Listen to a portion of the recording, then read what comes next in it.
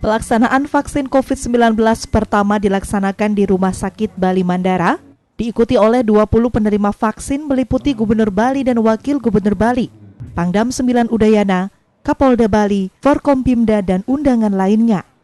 Pasca vaksinasi tahap pertama, selanjutnya pada Jumat 15 Januari 2021.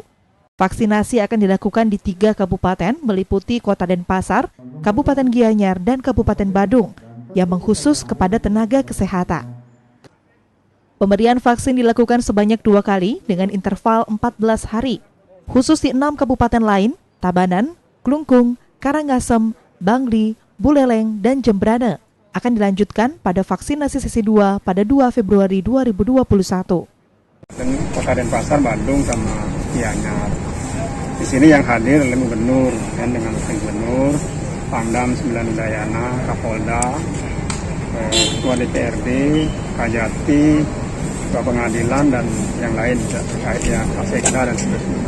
Ada 16 calon penerima vaksinasi hari ini, dan tentu saja harus diverifikasi dulu, karena ada dari 4 meja nantinya. Meja 1 verifikasi administrasinya, identitas. Meja kedua ada screeningnya. Screeningnya nanti menjawab 16 pertanyaan tentang komorbid. Ya. Nah, kemudian setelah lolos di screening, baru ke meja ketiga di vaksinasi.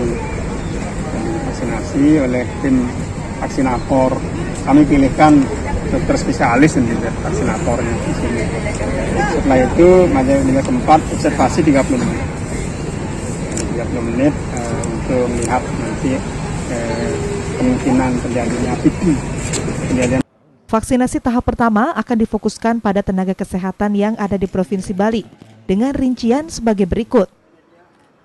Tabanan sejumlah 3.118 orang, Gianyar sejumlah 3.134 orang, Bangli 1.246, Buleleng 3.590, Badung sebanyak 5.551, Klungkung 1.692, Karangasem 1.074, dan Kota Denpasar 9.383. Total jumlah tenaga kesehatan yang akan mendapatkan vaksin adalah sejumlah 30.320 berdasarkan sumber dari Dinas Kesehatan Provinsi Bali. Ketua ID Bali menilai vaksinasi pertama ini adalah langkah awal yang baik untuk mensosialisasikan vaksin COVID-19 pada masyarakat.